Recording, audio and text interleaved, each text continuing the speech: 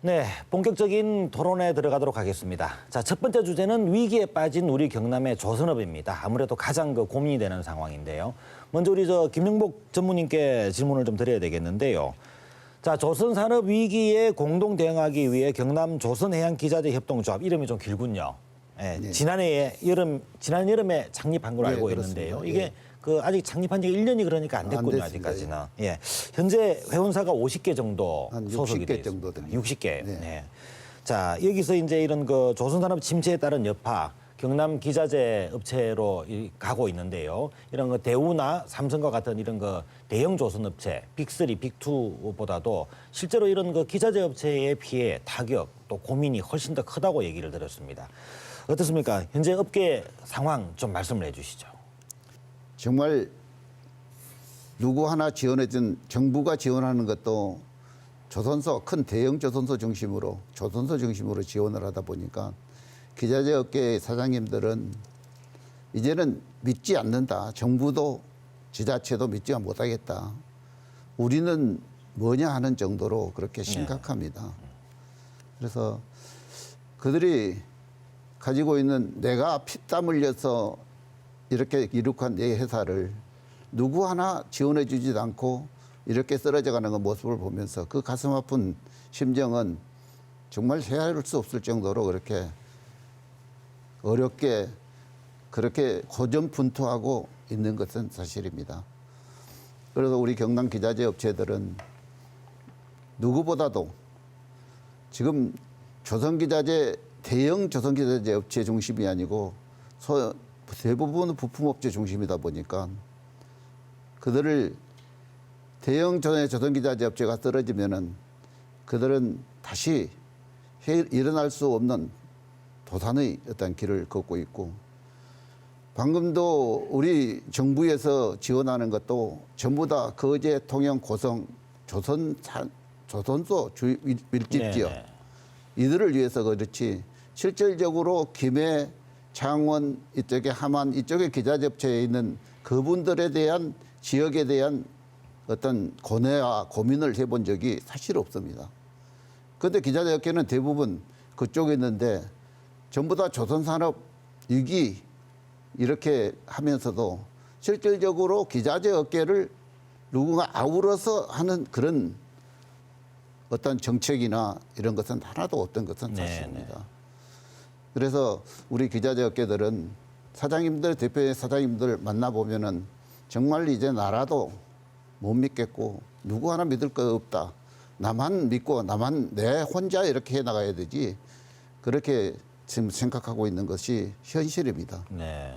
그래서 그 어려운 환경에서 우리가 고군분투하는 기자재 업계를 어떻게 지원할 것인가, 어떤 말로 표현해서 이렇게 신년에 그들을 위로하고 그들에게 힘을 용기를 줄 것인가 하는 게 사실 저도 여기에 나와서 말씀드리지만은 그렇게 참 어떤 언어와 어떤 말을 해야 될지 사실 모를 정도로 이렇게 심각하고 어려운 것은 사실입니다.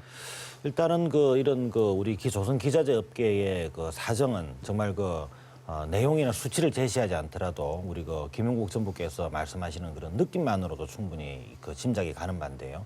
우리 조선 기자재 업체들을 조선산업의 허리라고 얘기를 하지 않습니까? 이런 대형 조선들이 모여 있는 데가 거제 이쪽 지역인데 지금 말씀을 들어보면은 거제, 통영이나 이런 지역에 이런 지원이 집중이 돼 있고 정작 기자재 업체들이 모여 있는 창원이나 김해 또 함안 이런 지역에는 지원이 잘 없다 그런 말씀이신 것 같거든요. 어떻습니까? 그렇다면은 이런 기자재 업체를 지원하기 위한 현실적인 대책 어떤 게 필요하겠습니까? 1270개 되는 기자재 업계에 대한 실태 조사를 먼저 선행이 돼야 된다고 생각을 합니다. 그래서 그들이 어디가 아프고 어디가 정말 필요로 하고 이런 부분들을 확실히 진단을 하지 않고 어떻게 병원의 의사가 환자를 진단하지 않고 그렇게 모든 것은 정책에 모든 위반하는 것은 획일적으로 똑같은 그런 상황으로 전부 다 지원 정책을 만들다 보니까 그들이 각각의 다른 어떤 아픔이 있는데 그 아픔을 그냥 획일적으로 이렇게 만드는 것은 맞지 않다고 생각을 합니다. 그래서 기자재업계 실태조사가 우선 먼저 돼야 되는 부분이고 그 실태조사를 기반으로 해서 정말 그들이 어디가 어떤 지원이 필요하고 그러한 지원이 필요한 공통된 부분에 대한 것을 공통된 업체들에 대한 것은 공통되게 그들의 지원을 하고 이런 어떤 지원 체계가 먼저 되기 위해서 실태조사가 가장 급선무라고 생각을 하고 거기에 따른 예산도 많지도 않습니다. 한 5천만 원 정도면은 1270개에 대한 우리가 알고 있는 그런 실태조사를 다 할 수 있다고 생각을 합니다.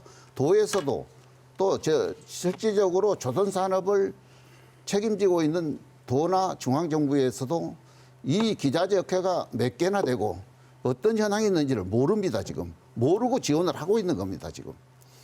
그렇다면 모르고 지원한다는 것은 좀 이해가 안 되는 부분이 너무 많는 거죠. 실태조사라고 하신다면은 그 실태조사의 내용들은 구체적으로 어떤 것들이 포함이 되어야 하나요? 아니, 그들이 필요한 지금 뭐 마케팅은 예를 들어서 마케팅 같은 경우에는 나는 어디를 어떻게 해서 이걸 마케팅을 가고 싶다. 어느 지역을 가고 싶고 내가 팔로가 어디에 있는데 그쪽으로 해서 뭐 신청을 해달라든지 아니면은 내가 지금 돈이 필요하다. 아니면은 기술이 필요하다. 어떤 지원책이 필요하다는 것은 자기들이 가장 지금 생각하고 있는 그런 부분들을 다 조사를 해서 그다음에 종업원에 대한 것은 이직이라든지 이런 종업원 문제 그다음에 여러 가지 문제, 복지 문제 이런 부분들을 중앙정부가 부산 같은 경우에도 실질적으로 클러스터화되면서 그 지역에 맞는 어떤 복지 정책을 같이 그 산업단지 안에 복지 정책을 같이 이렇게 지원해주는 그런 시스템으로 지금 가려고 지금 노력을 하고 있는데 경상남도는 실질적으로 기자재 업계가 몇 개 있는 것 자체도 사실 아직 정확하게 파악이 안 되는 그런 상황입니다. 알겠습니다. 그러니까 우리 그 김용국 전부 말씀을 들어보면은 우선 그 조선 기자재 업체에 대한 실태 조사가 우선 되지 않았다. 또 실태를 제대로 모르면서 어떤 정책들을 펴다 보니까 그 정책이 밑바닥까지 잘 스며들지를 않는다. 그래서 우리 기자재 업체에 종사하시는 분들께서는 사실은 지금 정부에서 지원을 한다고 하지만 잘 못 믿겠다라고 이렇게 말씀하시고 있는 거죠. 그렇습니다. 예. 어떻습니까? 기왕에 뭐 말씀이 나오신 김에 좀 더 속 시원하게 말씀하신다면은 정말 필요한 내용들 어떤 게 있을런지요? 정책적 대안들을 말씀하시죠. 그래서 이제 저희들이 경남 조선해양기자재 공업 협동조합입니다. 협동조합인데 첫째는 이 협동조합 중심으로 해서 자율적 자립 기반을 구축하는 게 급선무라고 생각을 합니다. 저희들이 이제 가끔 보면은 외국에서 해외에서 무역관에서 이런 아이템에 대한 이 좀 업체를 찾아달라. 네. 그렇게 했을 때 협동조합에 우리 협동조합에 가입한 60개 업체의 범위를 넘어갈 수가 없습니다. 네네. 그래서 앞에 실태조사하고 같이 맞물리는 상황인데요. 그래서 그러다 보면은 우리 협동조합에 맞는 협동조합이 좀 더 활동을 해서 이제 전체적인 대원사를 늘리면은 그런 문제는 없겠지만은 지금 현재 상황에서는 이 협동조합이 활성화될 수 있도록 도가 지원을 해서 협동조합에 대한 모든 지원책을 만들어줬으면 하고요. 둘째는 기초산업 육성입니다. 모든 산업은 조립산업에서 가기 이전에 약 원재료비가 40%에서 70%까지 이렇게 이제 발생을 합니다. 그런데 우리 경남에는 실질적으로 기초산업의 지금 밸브 하나를 만들더라도 약 70% 되는 부품들을 외국에서 수입을 하고 있습니다. 네. 그래서 기초산업의 육성을 안 돼 있는 거죠. 결국 부품업체. 거기에 따른 이제 부품업체에 대한 기초산업이 육성이 시급하다. 경남에는. 그다음에 세 번째는 이제 우리 경남에는 부산과 달리 패키지나 시스템 기자재 산업이 육성이 되지는 않았습니다. 전부 다 부품 산업 욕심이다 보니까 패키지나 시스템 산업이 앞으로는 해양 프렌트도 패키지나 시스템 쪽으로 가고 앞으로 발전하는 게 LNG 산업 같은 경우에도 이제는 시스템이나 패키지 산업으로 지금 가고 있는데 그 시스템이나 패키지 산업이 지금 되지 않고 있는 겁니다. 네. 그래서 그러한 패키지나 시스템 산업 중심으로 구도를 지금 산업을 바꿔줘야 되겠다 하는 부분입니다.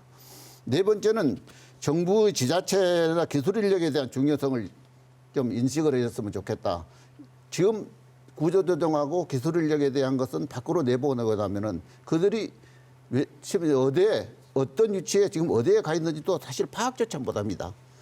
그러면 다음에 조선경기가 앞으로 2020년 되면은 앞서 말하는 여러 가지 IOM 규제라든지 이런 걸 봤을 때 다시 2020년 되면은 활성화될 거라고 전문가들이 이렇게 말하고 있는데 그런 기술 인력들을 어떻게 우리가 활용을 하고 기술 인력들을 우리 안에서 전부 이 전부 다 우리 안에 있는 구축된 그 DB 안에서 그들이 가는 방향이나 어디에 어느 위치에 어떻게 있는지를 확실히 알고 그들을 다음에 화환기 때 그때는 다시 그들을 불러들일 수 있는 그런 기회를 좀 만들기 위해서는 우리 기술인력 중요성을 같이 한번 인식해서 고민을 해야 될 부분이라고 그렇게 생각을 합니다. 김영복 전무께서 경남 기자재 업체가 처한 어려움과 또 이에 필요한 지원책 등을 여러 가지로 말씀해 주셨는데요. 자, 우선 현재 위기를 진단하고 조선 장기 침체에서 어떻게 하면 벗어날 수 있느냐 이런 그 고민들 정말 많이 하고 있습니다. 하지만 이게 말처럼 쉬운 일이 아닌 것 같습니다. 자, 여기에 대해서 우리 박명균 경남도청 경제통상국장께서 답변을 좀 해주셔야 되겠는데요. 어떤 대책들 준비하고 고민하고 계신지요? 조선업 지원 대책을 말씀드리면은 지난해 10월 조선산업 경쟁력 강화 방안과 조선 밀집 지역 경제 활성화 방안을 발표한 바 있습니다. 그 내용을 살펴보면은 2020년까지 군함, 경비정, 강공선 등 11조 2천억 원에 해당되는 250척을 조기 발주하고 3조 7천억 규모의 선박 펀드를 조성해서 조선소 일감을 확보하겠다는 그런 내용입니다. 또 잘 아시다시피 금년에 조선기자재 업체에 대한 업종 전환, 사업 다각화 지원에 2,400억 원을 투입하여 조선업 관련 중소협력업체 및 기자재 업체에 대한 경영상 어려움을 해소하기 위해 노력하고 있습니다. 이 외에도 그 관련법을 개정해서 조선업 비중이 높은 시군을 산업위기 대응 관리 지역으로 지정해서 금융이라든지 세제라든지 고용 안정이라든지 지역 상권 활성화 등을 패키지로 이렇게 지원할 그런 계획입니다. 그리고 무엇보다 중요한 게 어떤 일자리 마련인데요. 네네. 그런 조선업 고용 유지 및 그 일자리 창출을 위해서 지난해 7월 1일 조선업 협력업체를 특별 고용 지원 업종으로 지정했습니다. 네. 그 지원을 통해서 고용 지원이라든지 전직이라든지 재취업이라든지 이런 창업 등을 적극적으로 이렇게 지원하고 있는 그런 상황입니다. 그리고 뭐 실업 급여를 갖다가 연장한다든지 실업자 훈련을 확대한다든지 훈련 중 그 생계비 대부를 강화한다든지 이런 식으로 해서 조선업 근로자에 대한 어떤 지원을 지금 현재 추진하고 있는 그런 상황입니다. 네, 말씀 잘 들었습니다. 이런 그 정부도 또 정부지만은 한편 조선 산업이 경남에 집중돼 있는 만큼 경상남도의 노력 상당히 필요하지 않겠습니까? 예, 그렇습니다. 예, 자 조선 산업을 다시 일으켜 세우기 위한 경상남도의 정책이 좀 맞춤형 정책들 있을 것 같은데 어떤 네. 정책들 준비하고 계신지 소개를 해주시죠. 저희 경남도의 노력은 크게 그 산업 활성화 측면과 어떤 지역 일자리 창출 이렇게 측면에서 살펴볼 필요가 있다고 생각합니다. 먼저 우리 도는 조선 해양 산업의 위기를 극복하기 위해서 가장 중요한 어떤 기술력 확보와 그 전문 인력 양성에 집중적으로 투자를 네네. 할 계획입니다. 이를 위해서 조선 업체에 대해서 경영 안정 자금을 확보하고 특례 보정을 지원한다든지 지방세 징수를 유예한다든지 조선업 퇴직자에 대한 어떤 교육 및 재취업을 적극적으로 지원하고 중앙정부와 협력해 어떤 사업 다각화라든지 마케팅을 이렇게 추진하고 있습니다. 그리고 경쟁력 강화를 위해서 R&D 사업을 3년간 230억을 저희들 지원하고 해양 플랜트 산업 지원센터를 금년 9월 중에 준공할 그런 예정입니다.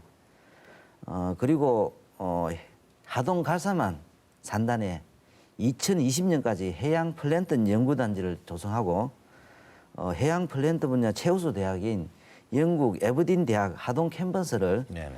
최종 인가하여 올해 개교할 그런 계획입니다. 그리고 도는 정부와 협력해서 지원 대책이 이렇게 좀 신속하게 좀 집행될 수 있도록 현장 지원만을 지금 가동하고 있습니다. 이를 통해서 1대1 기업 컨설팅을 추진하는 등 현장 밀착형 그런 행정을 지금 하고 있다는 말씀드리고 그리고 저희들 국내외 전문기관의 분석에 따르면은 국제회사기구인 IMO가 2020년부터 선박 배출 규제 강화를 추진하고 있습니다. 네네. 그리고 금년 9월부터 발효되는 선박 평행수 처리 설치 의무화를 내년부터 조선 및 해양 플랜트 시장에 적용해서 좀 우리 지역 경제가 좀 회복되지 않을까, 조선업체가 좀 회복되지 않을까 그렇게 예상을 하고 있습니다. 이에 따라서 LNG 벙커링 클러스터 구축 사업을 통해서 조선 산업이 활성화될 수 있도록 저희들이 최대한 지원할 그런 계획이고요. 마지막으로 조선업 실직자에 대한 노동시장 불균형을 해소하기 위해서 저희들이 노동부에서 추진하고 있는 그런 일자리 공모 사업이 있습니다. 네네. 그런 걸 저희들이 적극적으로 참여해서 금년에는 한 20개 사업, 한 121억을 저희들 신청할 그런 계획입니다. 그리고 어떤 실직자 및 재직자에 대한 업종 전환을 위해서 저희들 한 122개 가정에 3,235명의 인력 양성 교육을 저희들 제공하고 있고요.